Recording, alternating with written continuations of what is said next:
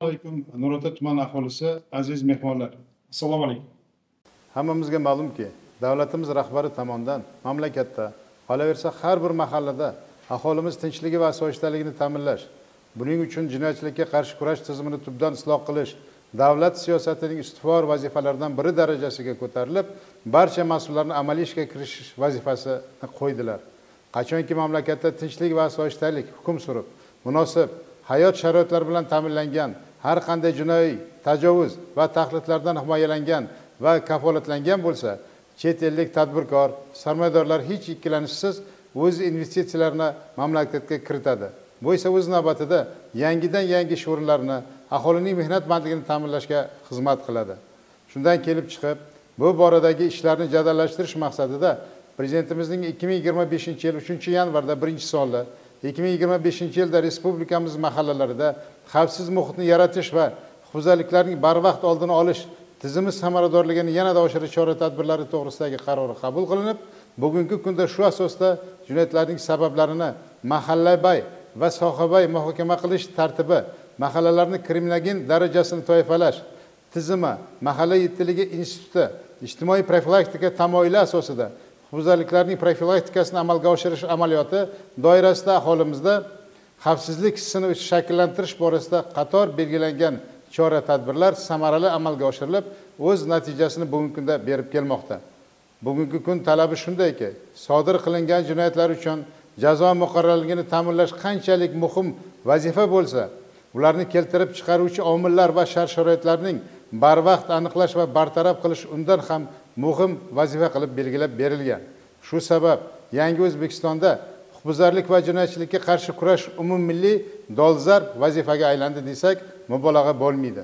Tumanimizda ham tinchlik va osoyishtalikni ta'minlashning yangidan yangi mexanizmlari joriy etilmoqda. Natijada kundalik hayotimizda bu o'zini namoyon qilmoqda. Prezidentimizning ushbu qaroriga muvofiq tuman prokuraturasida tashkil qilingan idoralararo muvofiqlashtiruvchi shtabi o'z faoliyatini ko'rsatib kelayotgan bo'lib, har bir mahallada huquqbuzarliklarni barvaqt oldini olish, kriminogen vaziyatni barqarorlashtirish bo'yicha yangi mexanizmlar joriy etilishiga alohida e'tibor qaratilmoqda. Xususan, qaror ijrosi doirasida tumandagi jami 31 ta mahallaning 2024-yilda kriminogen vaziyati og'ir bo'lgan 6 ta, joriy yilning 5 oyida 5 ta mahallalar nomma-nom biriktirildi. Barcha mahallalarda choraklik manzilli chora-tadbirlar, ya'ni yo'l xaritalari ishlab chiqildi va ijroga qaratilgan. Mana shu yo'l xaritalarining ijrosi yuzasidan yil boshidan o'tgan 5 oy mobaynida mahallalardagi aholi gavjum joylar va ko'chalarga 108 ta, ko'p qavatli uylarning hovlilariga esa 360 gradusga aylanadigan 5 ta, mahallalarning asosiy kirish-chiqish joylariga yuzni va avtoraqamlarni tanib oladigan 65 ta, bozorlar va savdo markazlariga yuzni va avtomobil raqamini tanib oladigan 8 ta, mahallalardagi maktab va maktabgacha ta'lim muassasalarining kirish-chiqish joylariga, ya'ni tashqi tomonidan 360 gradusga aylanadigan 18 ta, maktablarning ochiq stadionlariga esa 8 ta, jami 212 ta kameralar o'rnatildi va ularning Navoiy viloyat ishlar boshqarmasi Qalqon kuzatuv markazi platformasiga ulanishi ta'minlandi. Shuningdek, tumandagi ko'p qavatli va yakka tartibdagi xonadonlarni Milliy gvardiya qo'riqlash xizmati tomonidan qo'riqlovga olinishini 308 tani, savdo va maishiy xizmat ko'rsatish obyektlarini Milliy gvardiya qo'riqlash xizmati tomonidan texnik qo'riqlovga olinishi esa 59 tani tashkil qilib, mahallalarda fuqarolarni ogohlikka chaqiradigan hudud kamera nazoratida, obyekt qo'riqlovi, xonadon qo'riqlovida kabi jami 100 dan ziyod stikerlar joylashtirildi. Mahallalarda 50 tadan xavfsiz ko'cha hamda namunaviy xavfsiz yo'laklarni tashkil etildi. Ichki uylar va ko'chalar 150 dan ortiq qo'shimcha yoritish vositalari bilan ta'minlandi. Albatta, qo'yiladigan video kuzatuv kameralari, uylar va obyektlarni qo'riqlovga olinishi, ko'chalarni yoritilishi, joylarda xavfsiz yo'lak va xavfsiz ko'chalarni tashkil qilinishi, huquqbuzarlik va jinoyatchilikni oldini olishda, ularni fosh etishda o'zining kutilgan samarasini berib, qidiruvda yurgan jinoyatchilarni ushlashda, bedarak yo'qolgan shaxslarni topishda, jinoyatlarni issiq izidan fosh etishda o'zining muhim ahamiyatini kasb etmoqda. Joriy yilning o'tgan davrida amalga oshirilgan chora-tadbirlar natijasida o'tgan yilda qizil toifada bo'lgan 6 ta mahallalarning 5 tasida jinoyatlar sodir etilishiga yo'l qo'yilmadi.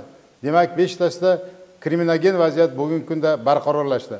Biroq joriy yilda 5 ta yangi tumandagi Suvliq, Chuya, Yangi Turmush, Alisher Navoiy va Ishon Sudur mahallari esa qizil toifaga tushib qoldi. Shu sabab kriminogen vaziyat hamda jinoyatchilikni oldini olish bo'yicha kunlik so'rov va o'rganishlar yo'lga qo'yilgan. Bundan kriminogen vaziyat og'ir mahallalarning jinoyat o'choqlari bevosita joyida o'rganilmoqda.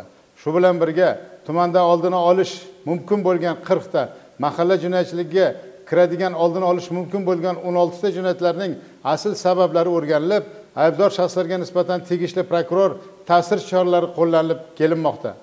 Biz huquqni muhofaza qiluvchi organlar keng jamoatchilikni jalb qilgan holda aholining konstitutsiyaviy huquq va erkinliklarini ro'yobga chiqarishda qonuniylikni ta'minlash, huquq tartibotni mustahkamlash borasida zimmamizda qanchalik kattadan katta mas'uliyat yotganligini hamisha his etib turishimiz zarur bo'ladi. Kun tartibidagi masala keng ko'lamli ekanligini yaxshi tushunamiz. Shu sabab ham bugungi kunning dolzarb va eng muhim masalasi sifatida qaralib, vazifalar belgilab berilgan. Shuning uchun ish faoliyatimiz kuchaytirilgan, tartibga o'tilgan. Tahlillarimiz shuni ko'rsatmoqdaki, huquqni muhofaza qiluvchi organlar ham, aholi ham ko'proq e'tibor berishi lozim bo'lgan va o'zaro hamkorlik kuchaytirilishini talab qiladigan bir nechta jinoiy omillar mavjud. Men shunga e'tiboringizni qaratmoqchiman. Joriy yilda sodir etilgan 95 ta jinoyatlarning 34 tasi yoki jinoyatlarning 35.8%ni axborot texnologiyalari sohasidagi kiber jinoyatlar tashkil etmoqda. So'nggi yillarda bu toifadagi jinoyatlar bir necha barobarga oshdi. Ilgari bunday jinoyatlarga qarshi ishlaydigan tizim ham bo'lmagan. Prezidentimizning qarorlari bilan ichki ishlar va prokuratura organlari tizimida kiber maskandagi jinoyatlarga qarshi kurashishning maxsus bo'linmalari tuzildi. Tumanimizda ham ushbu tuzilmalarning o'z faoliyatini olib borishi o'zining samarasini bermoqda. Biroq bu boradagi aholimiz o'rtasida manzilli targ'ibotlarni lozim darajada o'tkazilmayotganligini ko'rsatib, aholi xabardorligini yanada oshirish zaruriyatini ko'rsatmoqda. Bu kabi jinoyatlarning jabrlanuvchisi bo'lib qolmaslik uchun ijtimoiy tarmoqlar, mahallalar, Telegram kanallarida xabarlarni ko'paytirdik. Banklar, yoqilg'i quyish stansiyalari, bozorlarda bukletlar tarqatilyapti. Joylardagi uchrashuv va suhbatlar orqali bunday jinoiy holatlardan aholini xabardor qilishga, aholi shiorligini oshirishga e'tibor qaratilgan. Shunga qaramasdan aholi orasida bu kabi jinoyatlarning qurboni bo'lib qolish holatlari kamaymayapti. Deyarli har kuni bu kabi jinoyatlar qayd qilinmoqda. Bu holat albatta hammamizni qattiq tashvishga solishi zarur. Shuningdek, tumanda kriminogen vaziyatga o'zining salbiy ta'sirini ko'rsatayotgan jinoyat turlaridan biri bu o'g'irlik jinoyatidir. Ayniqsa qarovsiz qoldirilgan chorva mollari, xonadondagi o'g'irliklar ekanligi. Bu boradagi jinoyatlar joriy yilning o'tgan davrda 12 tani tashkil qilganligi masalani qanchalik jiddiy ekanligini ko'rsatmoqda. Shu bois aholi xonadonlarini Milliy gvardiya qo'riqlovi xizmati qo'riqlovga olinishi, chorva mollarini esa qarovsiz qoldirilishi holatlariga barham berish borasidagi ishlarimizni yanada jadallashtirganmiz. Tahlillarga ko'ra tumanda og'ir turdagi jinoyatlarimiz 42 taga, o'ta og'ir turdagi jinoyatlar esa 2 taga, qasddan og'ir tan jarohati yetkazgan jinoyatlari 2 taga, o'g'irlik jinoyati 4 taga, giyohvandlik bilan bog'liq jinoyatlar 5 taga, o'rtacha tan jarohati yetkazgan jinoyati 2 taga, iqtisodiyotga oid jinoyatlar 4 taga guruh bo'lib jinoyat sodir etish, yoshlar jinoyati, voyaga yetmaganlar jinoyati va ayollar jinoyati birmuncha oshganligi qayd qilingan. Oila va turmush doirasida sodir etiladigan huquqbuzarliklar ham tahlil qilinganda, huquqbuzarliklar sodir bo'lishiga oilaviy maishiy muammolar asosiy sabab bo'layotganligi kuzatildi. Shu sababli notinch, ajrim yoqasidagi oilalarning mavjud muammolarini bartaraf etish bo'yicha mas'ul idora va keng jamoatchilik bugungi kunda jalb qilingan. Bundan tashqari 2024-yilning o'zida tumanda qayd qilingan 10 ta narkotik va psixotrop moddalari bilan bog'liq jinoyatlarning bittasi yoshlar tomonidan sodir etilganligi qayd qilingan bo'lsa, bu masala bugungi kun tumanda jiddiy masalaga aylangan. Sababi joriy yilning o'tgan davrida giyohvandlik vositalari va kuchli ta'sir etuvchi vositalar bilan bog'liq jinoyatlarning 3 tadan 7 taga, ya'ni 4 taga oshganligi yoki 7 ta jinoyatdan 5 tasi bevosita yoshlar tomonidan sodir etilganligi, bu esa 77.4% ni tashkil qilishligi bu masala bugungi kunda qanchalik og'ir ekanligini ko'rsatmoqda. Shu sababli yoshlarni o'z umriga zomin bo'lmasliklari uchun jinoyat va tajovuzlardan qaytarish, ularning to'g'ri hayotga yetaklash, bandligini ta'minlash, bo'sh vaqtlarini mazmunli o'tkazish bo'yicha chora-tadbirlar ko'rilib kelinmoqda. Ularning juda ko'plari kasblarga yo'naltirildi. chet tillarini o'rganishga jalb qilindi, bandligi ta'minlanmoqda, ijtimoiy muammolari aniqlanib, ularni ijobiy yechimini topish va hal qilish choralari ko'rilib kelinmoqda. Shu kabi voyaga yetmaganlarning jinoyatlarga favqulodda holat sifatida qaralib, ularning ta'lim va tarbiyani berishda majburiyatlarini bajarmagan ota-onalari hamda yashash va o'qish joylaridagi ularning masalasini alohida e'tibor qaratganmiz. O'zbekiston Respublikasi Vazirlar Mahkamasining 2024-yil 30-noyabrdagi obod va xavfsiz mahalla tamoyili asosida mahallalarda ijtimoiy profilaktika tizimini samaradorligini oshirish chora-tadbirlari to'g'risidagi qarori talablaridan kelib chiqqan holda ijtimoiy profilaktikani amalga oshirish uchun mas'ul bo'lgan mahalla yetkaziligi bilan ishlar kunlik nazorat va so'rov asosida olib borilmoqda. Shu bilan birga bugun kunning illati bo'lgan korrupsiyaga qarshi kurashish ham muhim vazifamizga aylangan. Ayniqsa maishiy korrupsiyaga qarshi kurashni kuchaytirish choralari ko'rilmoqda va barcha tashkilotlar bo'yicha tahlillar o'tkazilib kelinmoqda. Yana bir muhim masala 2025-yilning 5 oyi davomida jami 9 ta yo'l transport hodisasi sodir etilib, o'tgan yilning shu davriga nisbatan 350% ga oshgan. Yo'l transport hodisasi sabablari tahlil qilinganda, ularning aksariyati haydovchilarning shoshqaloqlik tufayli yo'l harakati qoidalarini belgilangan oddiy va elementar qoidalarga rioya qilinmaganligi oqibatida, masalan 4 tasi belgilangan me'yoriy tezlikka rioya qilmaslik, bittasi qovib o'tish qoidasiga rioya etmaslik, bittasi qarama-qarshi yo'nalishga chiqib ketish, bittasi imtiyozga ega transport vositasiga yo'l bermaslik, bittasi uxlab qolish va hokazolar sabab bo'lganligi qayd qilingan. Hurmatli fuqarolar, qayd etib o'tilgan masalalarni ijobiy yechimini topishda albatta sizlarning keng jamoatchilikning ko'magi zarur.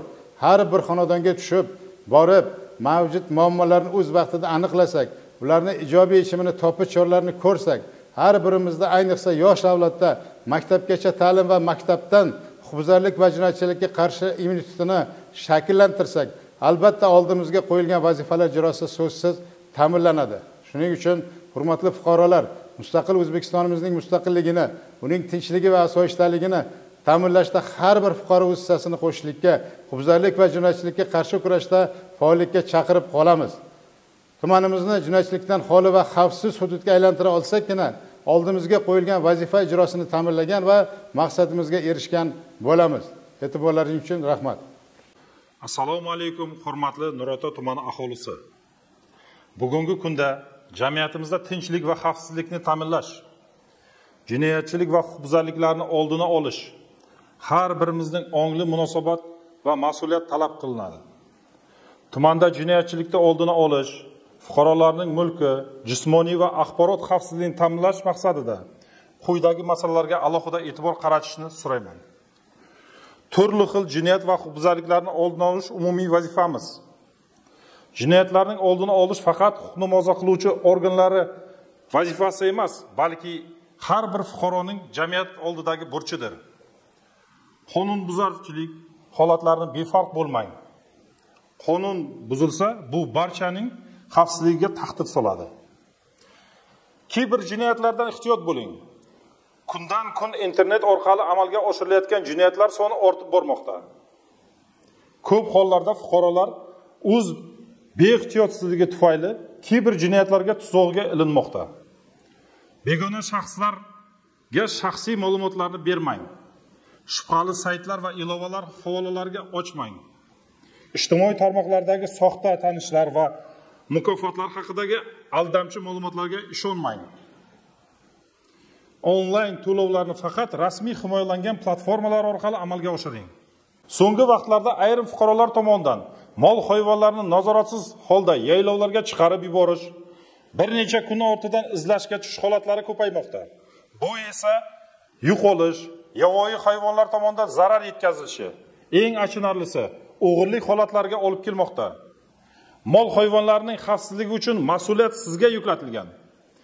Yaylovlarga chiqargan chorvani cho'pon yoki navbatchi bilan nazorat qiling. Har qanday yo'qolish yoki o'g'irlik holati yuzasidan tezda ichki ishlar organlariga murojaat qiling. Yo'l harakati xavfsizligi bo'yicha barchamiz uchun muhim. Fuqarolar tomonidan yo'l harakati qoidalariga rioya qilmasligi og'ir oqibatlarga olib kelishi mumkin. Avtomobilni boshqarayotganda qoidalarga amal qiling. Svetoforlarni qizil chirog'ida to'xtash hayotning asraydi. qarshi yo'nalishlarga harakatlanish taqiqlangan va xavflidir. Voyaga yetmaganlarning qoidabuzarliklarini ota-onalar mas'uliyati. So'nggi vaqtlarda voyaga yetmaganlar tomonidan haydovchilik guvohnomasiz avtomobil boshqarish, skuter va mototsikl qoidalariga amal qilmasdan harakatlanish holatlari ortib bormoqdalar. Ota-onalar farzandlaringizga avtomashinani boshqarishga ruxsat bermang. Velosiped, skuter va mototsikllarda harakatlanayotgan yoshlar shlem va himoya vositalarini taqing. Qoidalarga amal qiling. Qarshi yo'nalishda harakatlanayotgan va qizil chiroqqa e'tiborsizlik og'ir yo'l transport hodisalariga sabab bo'lmoqdalar. Hurmatli fuqarolar, har biringizdan qonunga itoatkor, mas'uliyatli va ongli fuqaro bo'lishni so'raymiz. Jinoyatchilikda oldini olish, kiber xavfsizlikni ta'minlash, mol-mulkka e'tiborli bo'lish va yo'lda xavfsiz harakat qilish orqali tumanimizda tinch va barqaror muhitni yaratishimiz mumkin. E'tiborlaringiz uchun rahmat.